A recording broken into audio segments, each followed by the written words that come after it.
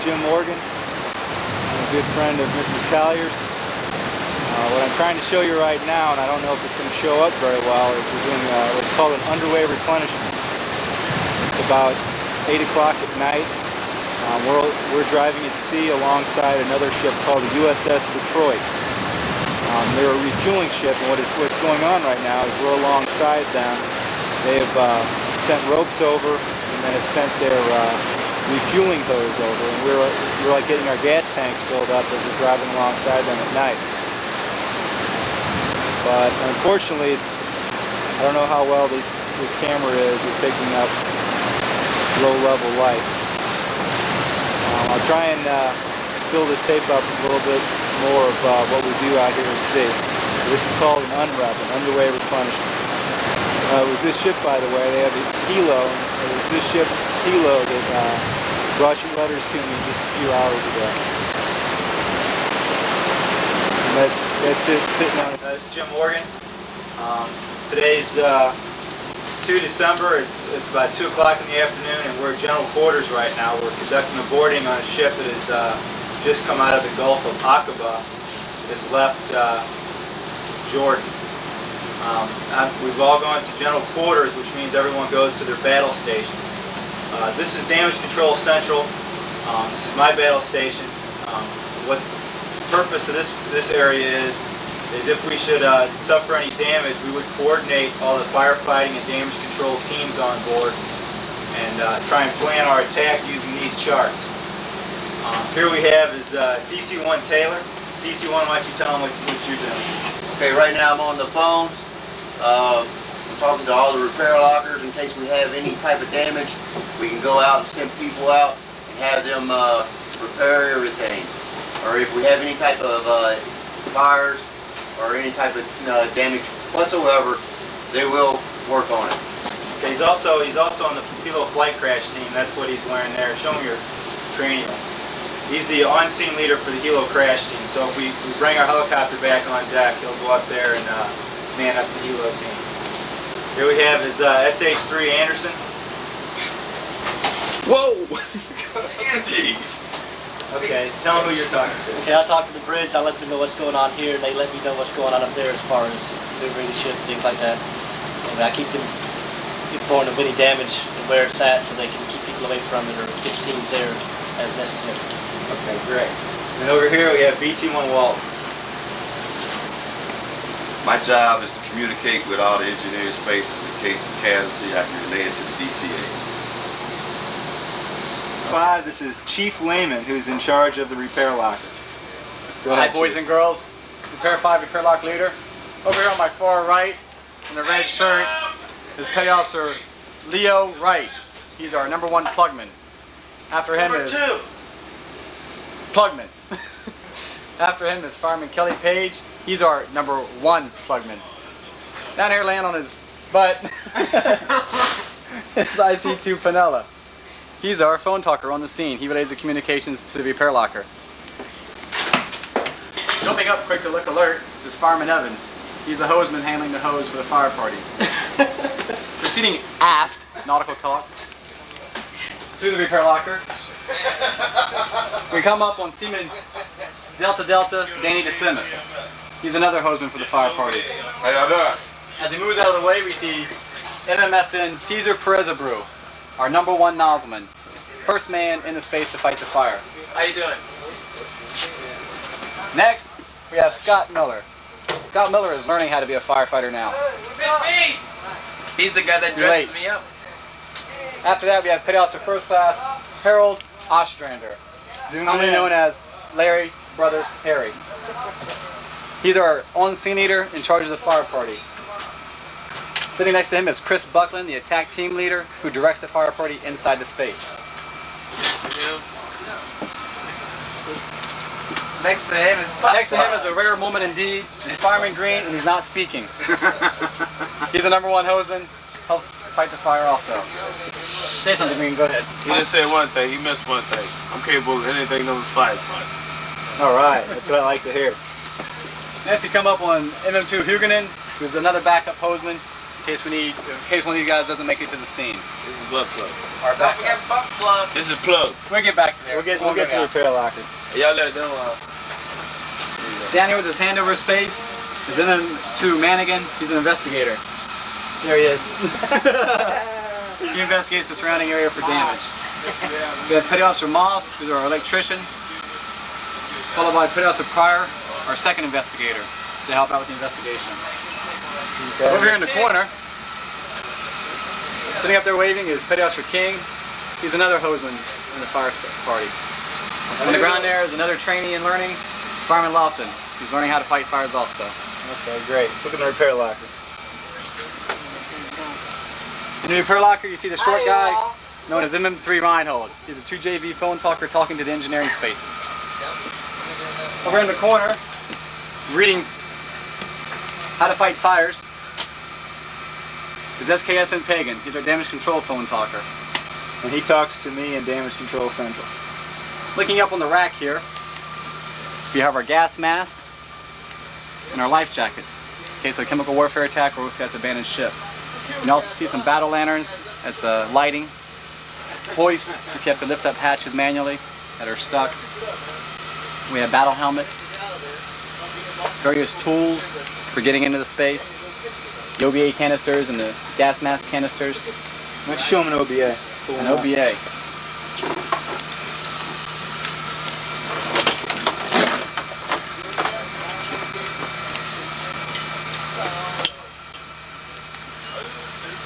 OBA is the... You want me to put it on? You know, put it on. Just tell him how it works. The OBA is the oxygen breathing apparatus. It provides a clean air environment to the fire party, because the fire party will be entering a smoke-filled space. This gives them their own oxygen to breathe. You insert one of the green canisters up in the bottom here, which is full of oxygen. You lift your bail assembly, pull your plug, and you set your timer. You're allowed to be in the space for 30 minutes with the OBA on. The air will come up out of the canister, over to the lung, back through this lungs, to this side, and back up inside the face piece, and back down. So it's a continuous path of fresh oxygen. This is your face piece. You slide right on over the top of your head. You make sure you got a tight seal, and you got instant air. Good, good. How about it? Break out the nifty.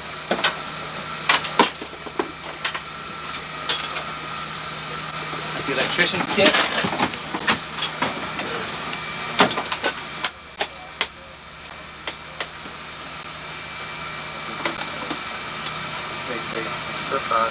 This is the Nifty. It stands for Naval Fire Thermal Imager.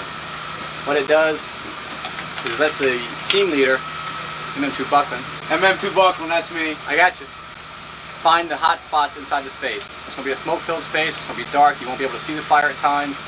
So what he does is he looks through the field there, and it will pick out all the hot spots inside the space. It's also good for if there's a fire in the cables, electrical cable, you can track it down and see exactly where the fire is. Yeah, you can see right through smoke, bulkheads, anything. It'll detect heat. Okay, now we're topside. What I just showed you was repair 5. Now we're topside. See in the background here is the ship that we pulled over. What happened earlier was, as we were patrolling our area, we would call this ship as we picked it up on radar. We would call it on the radio, talk to their captains, request them to switch to another channel, and then we'd have them answer a series of questions. What nationality is their ship, where their cargo is, their destination.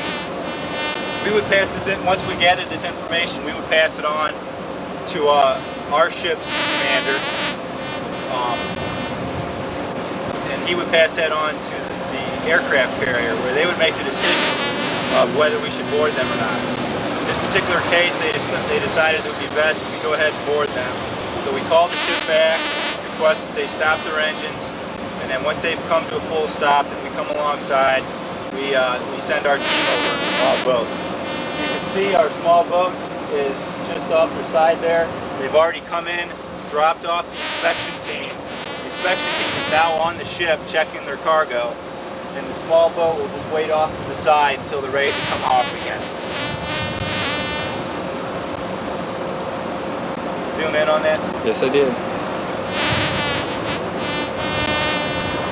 Okay, I'm going to take you up topside. As I said, everyone mans their battle stations. I'll take you up topside, show you some of the machine gun mounts, and let some of them people, or let some of the people who man those stations talk to you and explain what they do. You might cut off. Some of our 50 caliber D2 packet, and he'll explain to you a little bit about the 50 caliber machine gun. Machine gun, designed by Browning, been in use since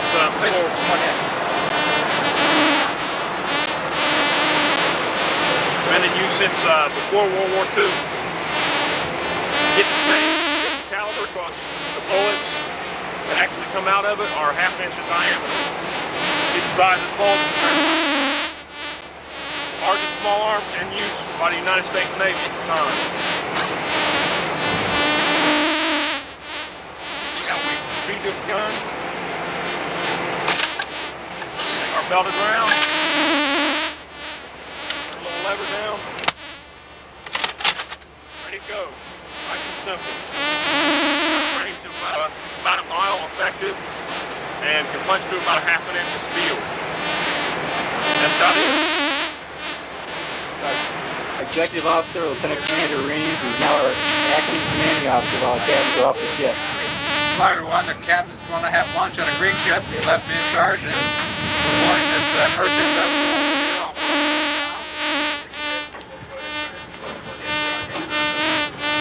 See the little motor wellboat alongside that big ship? Our men went over on that little motor wellboat and up the ladder there. Searching the container holds to see if there's any contraband things going into back destined for Iraq. You can see it's still sad here. We're sorry we're not on for Christmas or Thanksgiving, but we're sailors and sailors go to sea on ships. Here we are up on the bow, the very front part of the ship. What we're looking at right in front is the 5-inch 54 cannon. It has a range of about 13 miles. You can see up on the bridge and the bridge wings where we just talked to our executive officer. Some of the lines you're seeing on this video is from our radars. It interferes with our video. You can see the radar. We have an air search radar and a surface search radar, and they tend to interfere with these video cameras sometimes. Down the foc'sle. Closer look at the gun.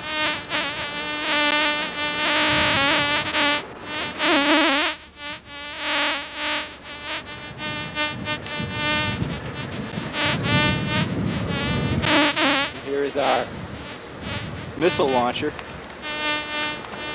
This will launch rocket-assisted torpedoes, which are for submarines, and we have surface-to-surface missiles called harpoon missiles, which are made in St. Louis at McDonnell Douglas.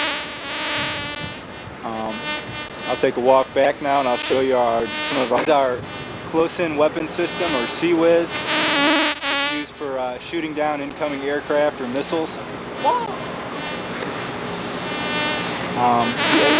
Is a radar dome with a Gatling gun attached to the bottom. It's a 20 millimeter machine gun, shoots 3,000 rounds per minute. How it basically works, it has two radars. One radar tracks the bullets, one radar tracks the target. And it keeps adjusting its aim until both radar pictures match up. This is mounted on our stern, so if we have any threats, we have to turn the ship to make this useful as a defense weapon. And what we're also getting ready for is, since today is Sunday, we're having a picnic. And this is our MSC Stark. He's in charge of feeding the crew. Chief Stark.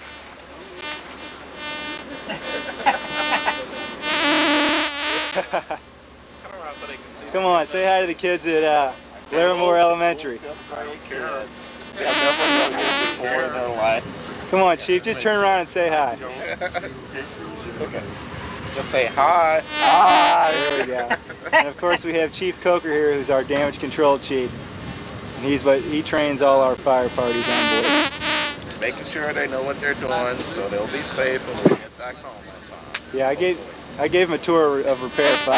Oh, okay. So Went over. there's solid guys down there. Our helicopter's gone right now. It's, as the XO said, the captain's off eating lunch at a Greek ship, and the helicopter took him over there.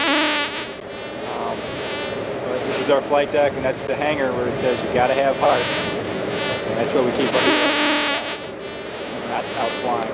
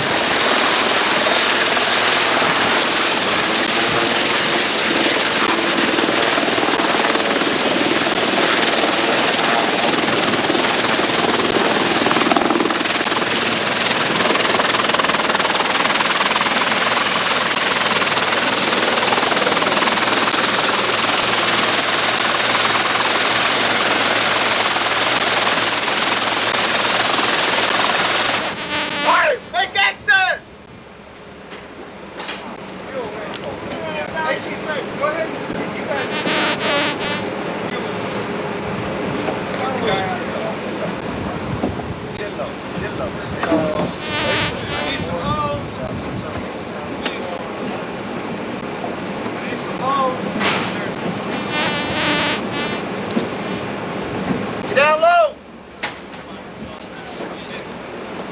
What's your hose tank? Oh, what you got? We got 2 people on board.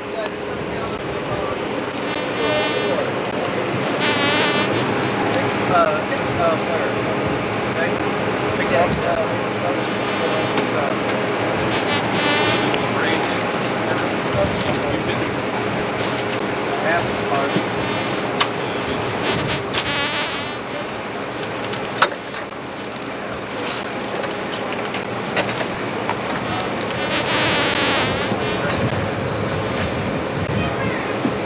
Okay, what we're doing right now is a helo crash drill. The helo's just brought the captain back. Captain's already back to his stateroom. These are our rescue men. If there's an actual fire, the hose teams would come out, beat the fires back. The rescue men would advance on the helicopter. They would also have silverized hoods on to protect their faces, and they would rescue the pilots.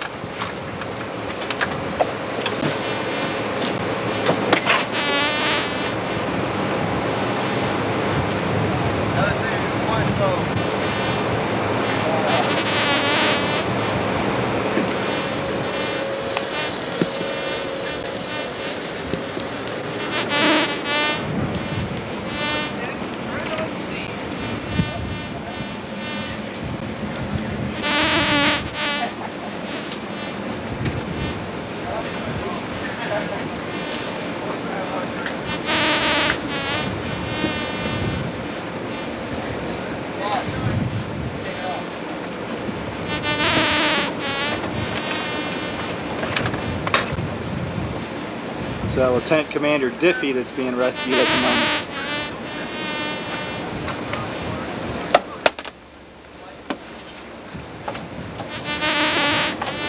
Supply officer, you're requested to contact the pilot house.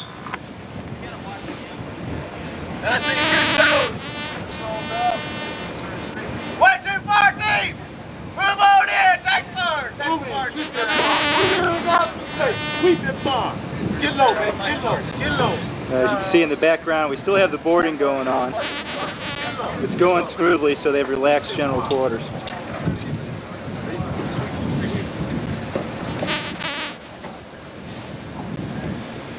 This is our SH-2 Sea Sprite helicopter. It's a #1 hose team.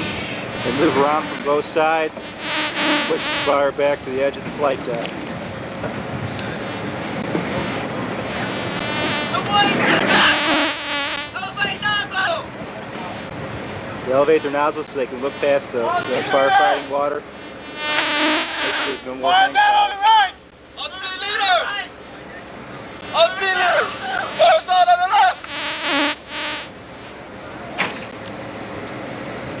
We already started refueling. Now our rescue men will come back in and overhaul the fire. They'll go through the helicopter checking for any fires inside the helicopter. Burn it back out! Burn it back out! Burn it back out!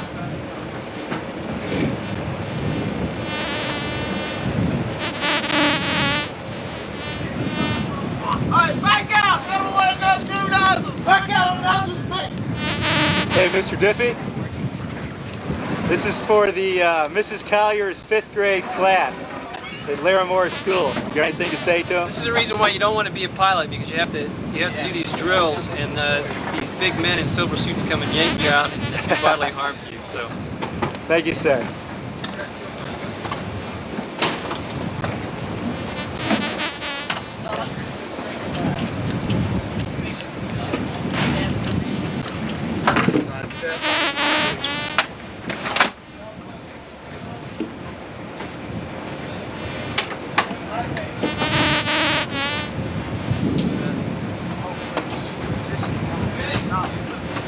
Hot suit, man! Overhaul the plane!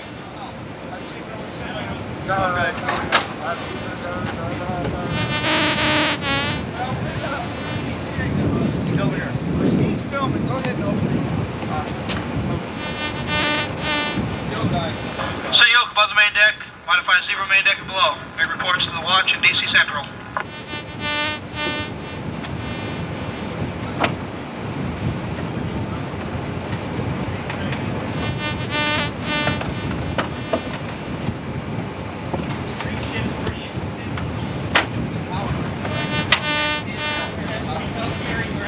Now they're overhauling, they're getting rid of the battery, which could explode in the fire.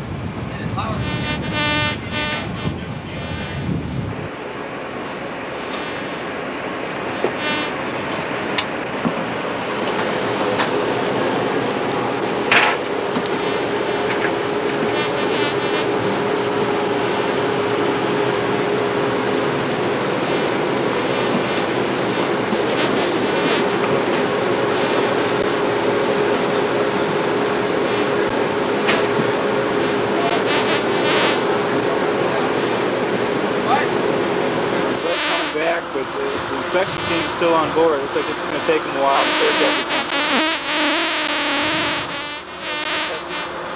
man, I gotta get reshaded. That's a G.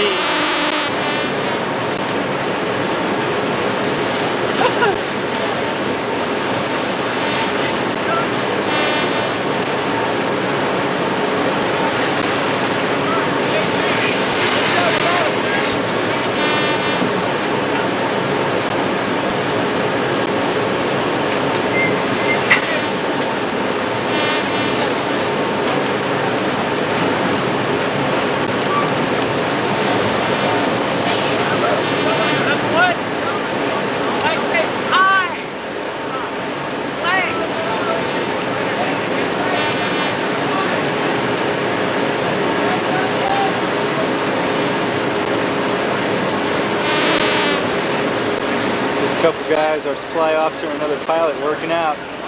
Picnic well underway.